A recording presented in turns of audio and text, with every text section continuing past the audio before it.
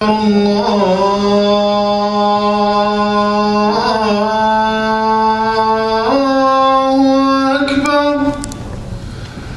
أن لا إله إلا الله.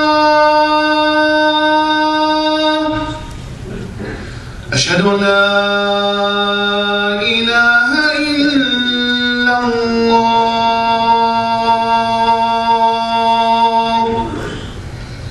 أشهد أن محمدًا رسول الله.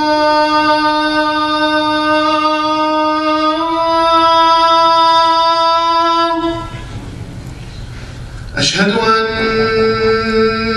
محمدًا رسول الله.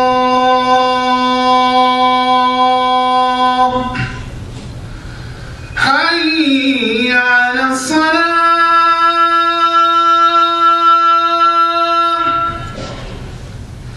حي على الصلاة.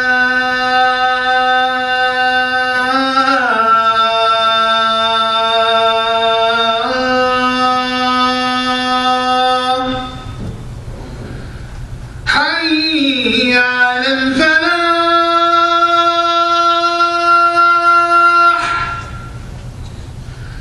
حي على الفلاح.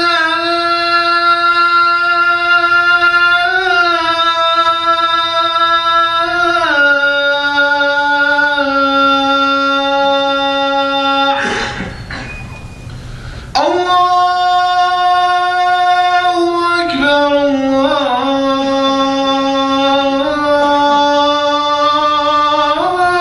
الله أكبر. لا إله إلا الله.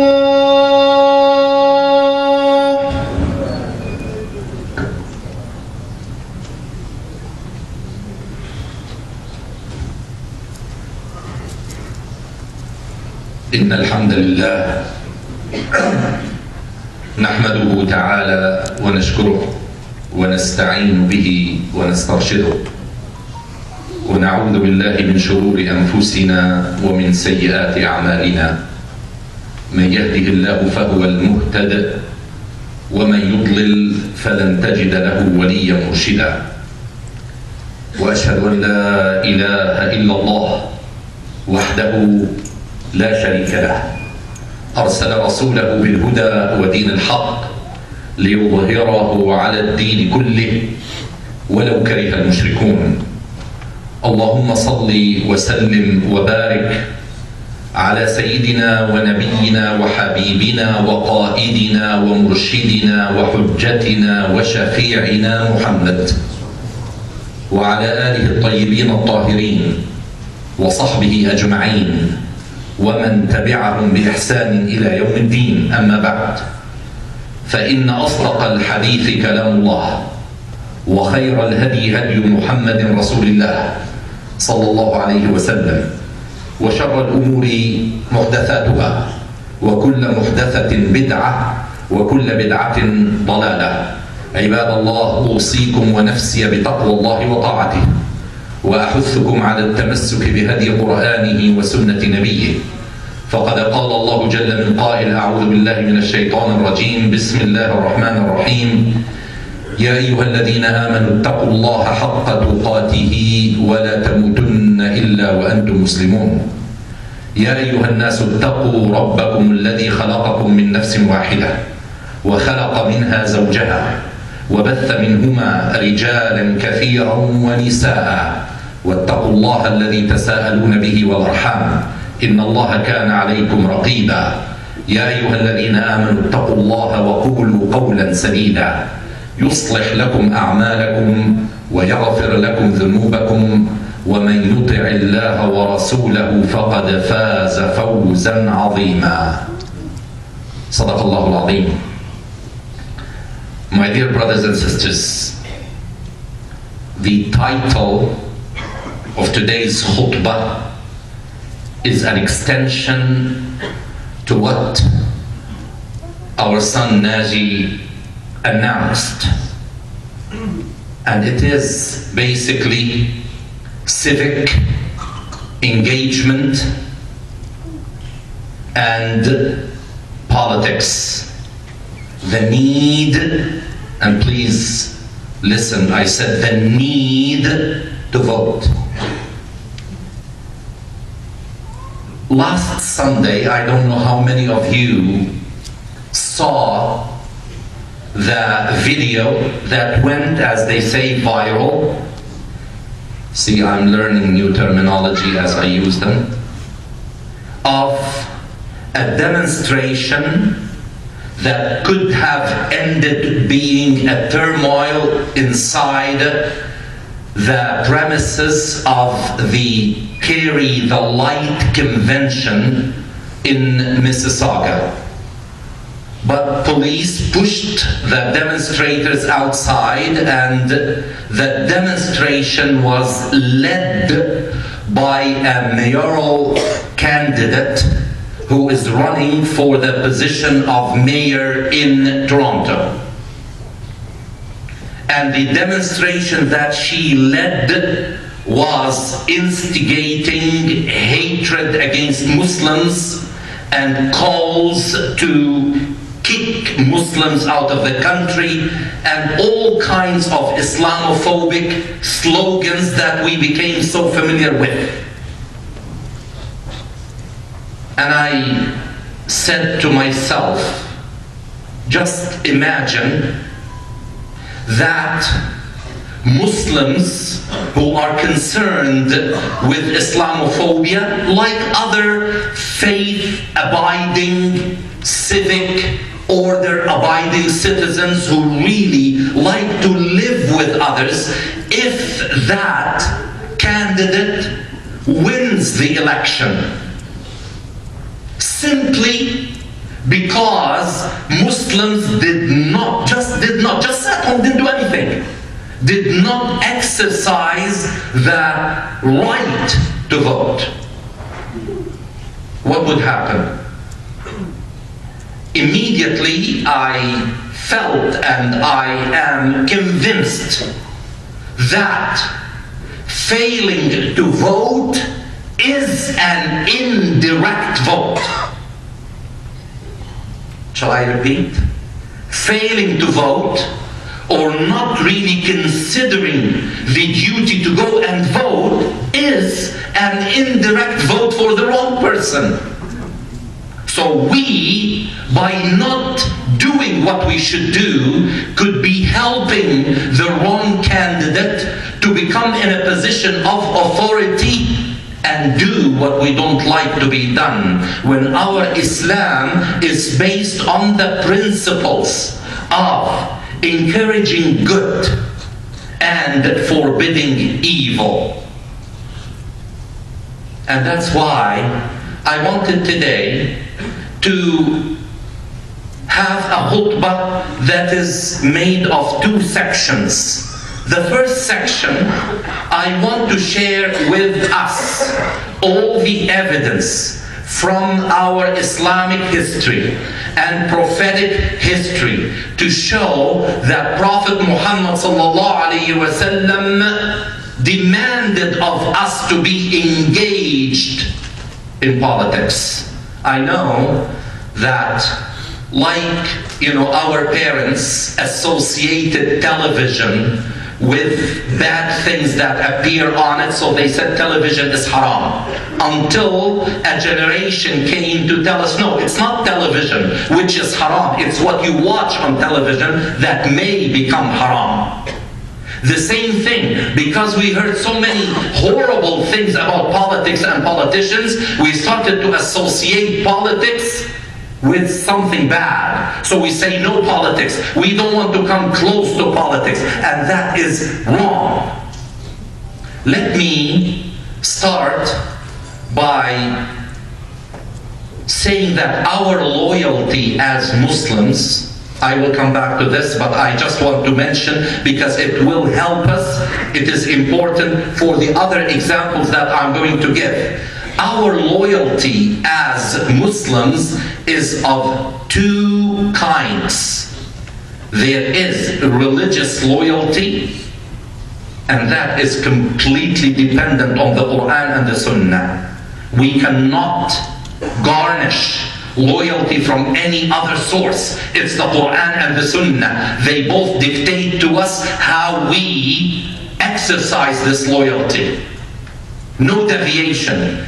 And there is civic loyalty.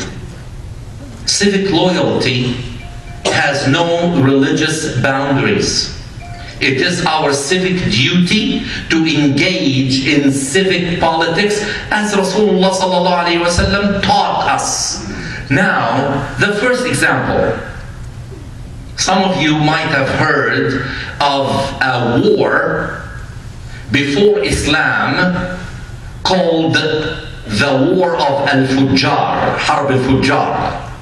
Harb al-Fujjar, the War of Al-Fujjar, erupted because there were some powerful tribes that launched war and attacked other tribes, including Mecca, and at one time they wanted to invade the Kaaba, Al-Bayt Al-Haram, during the Ashhur Al-Hurum. Now, Ashhur Al-Hurum existed since the beginning of history. إن عدة الشهور عند الله 12 شهرا يوم خلق الله السماوات والأرض منها 4 حرم. Allah subhanahu wa ta'ala told us that there are 4 inviolable months. We cannot engage in war. But those strong tribes wanted to do it. So there was a war, all the tribes that came to the aid of Quraysh to stop those tribes. That war stayed for 4 years, and it is established in history that Prophet Muhammad was at the time it started 15 years old, and he was 19 when that war ended. And he was very much engaged in helping his uncles, who were leaders among Quraysh, to fight that battle. He was part and parcel of that, to help defend his homeland, to help defend Mecca. Now, some may argue, but that was before Islam.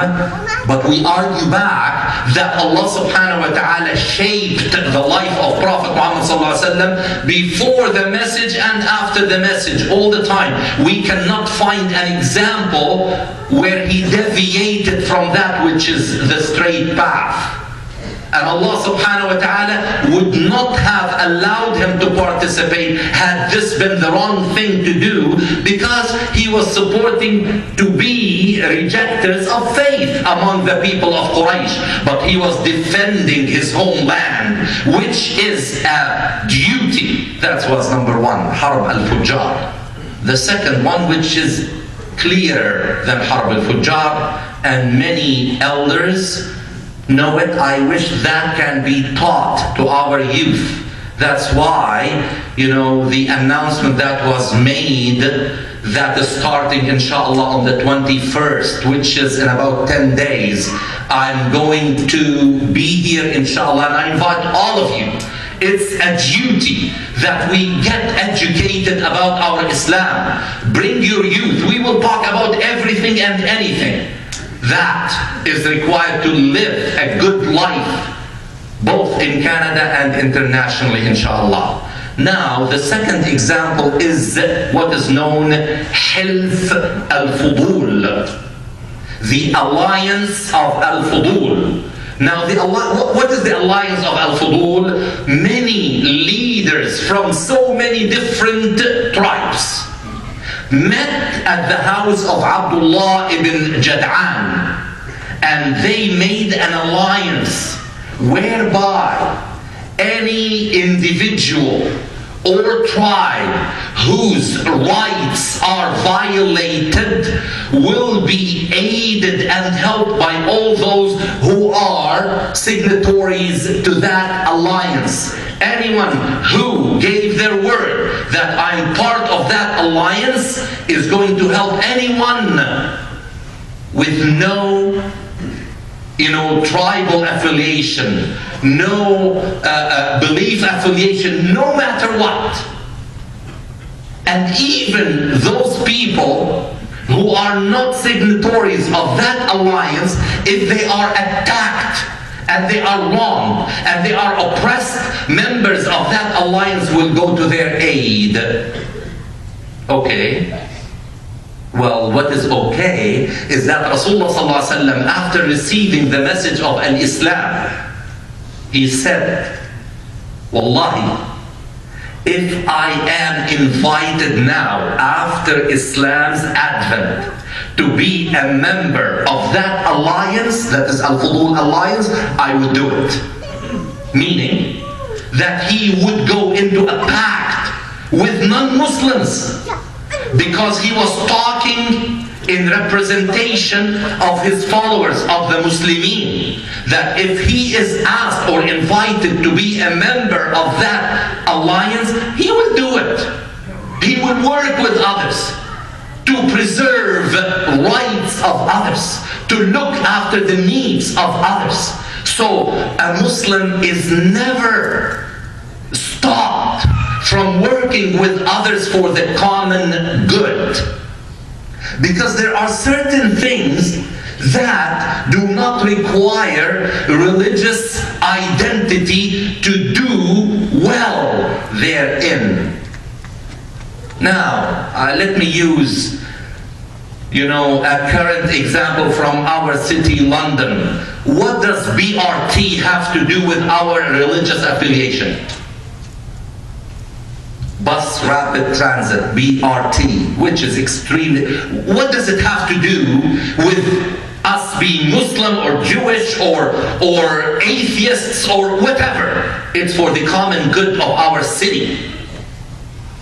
What does using East London as a dumping place of radioactive waste coming from certain factories have to do? Actually, it has to do a lot with our Islamic identity. But we don't want to talk about it from a religious perspective, even though our deen demands of us, commands us to preserve our environment, so we could be an example for others, to be proactive and say we want to make sure that in the municipal elections that we will look for someone with an agenda to preserve the environment of our city. It's a duty. But this is what Rasulullah ﷺ said and did when it came to Hilf al-Fudul, to that alliance. The third example, during the time of Al-Hudaybiyah, the treaty of Al-Hudaybiyah, where Prophet Muhammad ﷺ was about to go and do Umrah, but he was stopped, and Suhail ibn Amr came and they signed a pact called Al-Hudaybiyah. At that time, Mecca was suffering a drought. There was famine in Mecca. Rasulullah ﷺ was stopped from continuing his journey to do what he came to do. Despite that, he sent one of the Muslims, Hatib ibn Balta'a, with 500 dinars and told them to go and buy food and distribute it to those affected by the famine and the drought. Salatu wassalamu alayka ya habibi wa Rasulullah. You are being denied a right, a religious right, yet you send someone, call it political advocacy, call it human, advent of love, whatever you want to call it. But he did that, and he sent someone to help non-Muslims who are denying him the right to practice his Islam. What do you call this? What do you call this? The fourth example. Prophet Muhammad ﷺ, when he arrived in Medina, the first thing he did, you say not the first thing, he did three things. Okay, he made the Muslims who came from Mecca as brothers and sisters to brothers and sisters from Medina, Muhajirin and Ansar. That's the first thing. The second thing was to build a masjid. The third thing was to immediately work on a 49 points constitution, because the Quran was still being revealed, so there were certain issues that were not governed by the revelation yet. So until a revelation comes, he made a constitution, and as a prelude, as an introduction to that constitution, he wrote, or he asked people to write, that this constitution governs equally Muslims, Jews, and polytheists of Medina. All of them are governed equally. Number two, he wrote that if the entire city of Medina is attacked, all of them will form the army that will defend Medina. And we know that they were invited actually, but they started to renegade, and I'm not going to go into the details of history. Number three, if the Jews of Medina would be attacked, the Muslims and the polytheists will come to their aid. If the polytheists will be attacked, the others will come to their aid, because they were living together in a municipality called Al-Madinah. That was the practice of Prophet Muhammad sallallahu alaihi wasallam. Also, more examples. Number 5, you know that in Surah Al-Rum there is an ayah that is really baffling for us to analyze. It talks about the Romans and the Persians when they entered into a huge fight, and the believers, the Muslims, the mu'mins were declared to support the Romans over the Persians, because the Romans were carriers of the book, whereas the Persians were polytheists. Therefore, we read at the beginning, غُلِبَتِ الرُّومُ فِي أَدْنَى الْأَرْضِ وَهُمْ مِنْ بَعْدِ غَلَبِهِمْ سَيَغْلِبُونَ فِي بِضْعِ سِنِينَ لِلَّهِ الْأَمْرُ مِنْ قَبْلُ وَمِنْ بَعْدِ وَيَوْمَئِذٍ يَفْرَحُ الْمُؤْمِنُونَ بِنَصْرِ اللَّهِ يَنْصُرُ مَنْ يَشَاءُ وَهُوَ الْعَزِيزُ الرَّحِيمُ صدق الله العظيم. وَيَوْمَئِذٍ يَفْرَحُ الْمُؤْمِنُونَ. That was called Nasrullah of the Romans over the Persians, of non-believers over non-believers, if you want to use a category. Why would the believers be happy for the Romans? Why would Allah subhanahu wa ta'ala call their victory the victory of Allah? Because things move in a certain direction to pour into one big river that will determine how humanity would live. It is very important for us not to be blinded and just say, no. Anyone who is, I don't want to complete, but we talked about it a lot. We don't want to be seasonal preachers. Every year, every season, every election, we repeat the same thing. Whether it is halal or haram to vote or not to vote, it's behind us. Now, I am talking about not acceptable to just sit.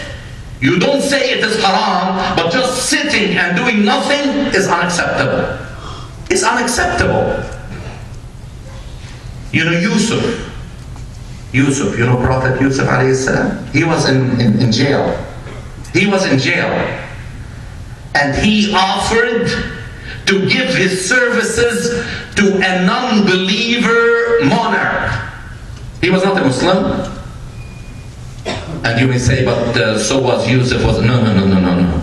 We are talking about Tawheed of Allah subhanahu wa ta'ala and Al-Islam being from Adam until the end of days. So he was a Muslim. He was a Muslim. But he offered his services as a manager, as a minister of agriculture to the monarch, and he managed it so well. Without that, his family, the family of Yusuf, would not have come and settled with him. Without that, things would not have came to a happy ending as they did. If he had chosen to say, no, why would I help them? So brothers and sisters, we have a duty under the premise of al-amr bil-ma'ruf wal-nahy anil-munkar. We need, it's a duty. It's a duty to just go in every ward to find out who are the candidates, to find out who are the candidates for the mayor's job, and to sit and read. If you can't read, if you cannot make sense of it, ask people to help you. And that's why tonight and last Friday there were meetings. All the candidates came because they knew Muslims now are voting in the highest percentages, so they may tip the balance. We better go to them. By the way, they said, invite us, we would like to come. We would like to tell you what we stand for. So hold them to task. Hold them to task. And look at their, agenda. What do you want to do? And by the way, here, I know that the Muslim candidates may not like what I'm saying, but your religious identity has nothing to do with your municipal vision for the city. So don't just go and look that, oh, this is such and such Muslim, I'm going to vote for that person, without knowing what that person stands for. Because Islam came as a mercy for humanity. We want to show everyone that we have an educated vote. And we are going to do that because it is the right thing to do. أقول قولي هذا وأستغفر الله العظيم لي ولكم فيا فوز المستغفرين. Make dua to Allah subhanahu wa ta'ala. He will accept our dua. Ameen ya Rabbal Alameen.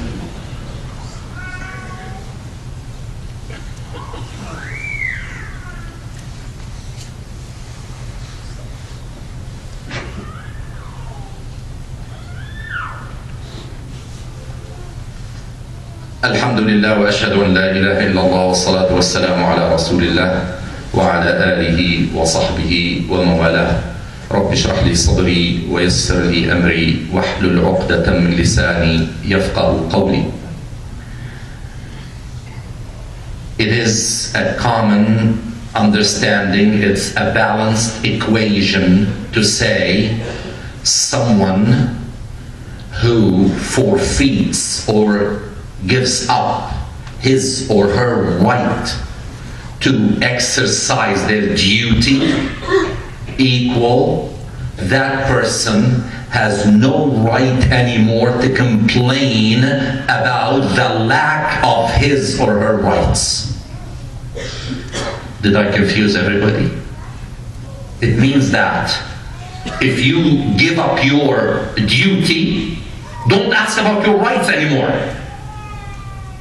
Because your duty to vote determines who makes the policy on your behalf. And you know what? If it's the wrong policy, you've got to go by it. And here I would like to say, inshallah one day soon, I will talk in detail about sex education. I mentioned it before, and I'm going to talk about it.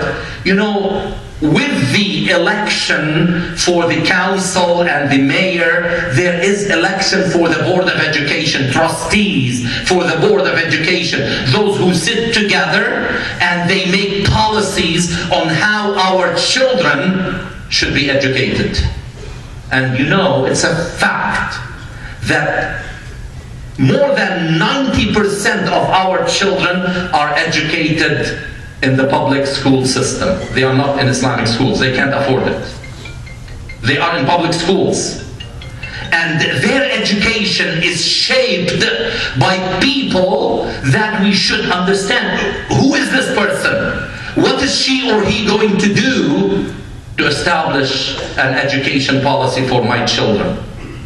Should I just sit home and do nothing about it? It's a crime. So if in 10 years your son or daughter is ready to enter the public school system, it's too late for you to complain. Another argument I would like to share is, if you chose Canada to be home, and alhamdulillah for Canada, why do you want to work against Canada? How do I work against it? I'm not doing anything. By not doing anything, you are working against Canada, because Canada is all about people coming together and participating. You know what? If we put somebody in office, whether through your vote or lack thereof by your votes, favorable votes for a certain candidate, it did not work to put that person in place. Somebody came and is in office now. We have the right as Canadians to call, to email, to send letters, to go to the constituency office and say, what you are about to vote for is against my principles. I want you to know that. Next time I will work in such a way that you will not be in this office. They cannot do anything to you. They will not shut you off. They will not send secret police after you, as we claim in Muslim countries. Just dare to go against the current in Muslim countries. I see many of you shaking their heads because they know what I'm talking about. We are living in Canada, alhamdulillah. You can just go and say, I disagree with you. So I can go and say, I am against what you are going to institute, as far as this goes against my religion. At that time, you talk about your religion to that candidate that represents you. But to just go and say it's haram, it's shirk, it's taghut, this is not right. This is not right.